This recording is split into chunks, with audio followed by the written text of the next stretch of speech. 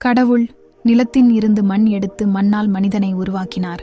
பின் அவரின் நாசிகளில் உயிர் மூச்சை ஊதினார். அந்த மனிதன் உயிருள்ளவனானான்.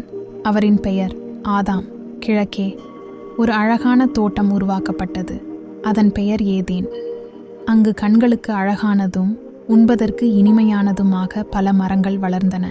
அந்த தோட்டத்தின் நடுவில் 2 மரங்கள் இருந்தன, வாழ்வின் மரம் மற்றும் நன்மை தீமை அறிவிக்கும் மரம். கடவுள் ஆதாமிடம் சொன்னார், எல்லா மரங்களிலிருந்தும் உண்ணலாம், ஆனால் இந்த ஒரு மரத்திலிருந்து மட்டும் உண்ணாதே. பின்னர் மனிதன் தனியாக இருப்பது நல்லதன்று என்றார். அவருக்காக ஒரு துணை உருவாக்கப்பட்டது. ஆதாமின் உடலில் இருந்து ஒரு பெண் உருவாக்கப்பட்டார்.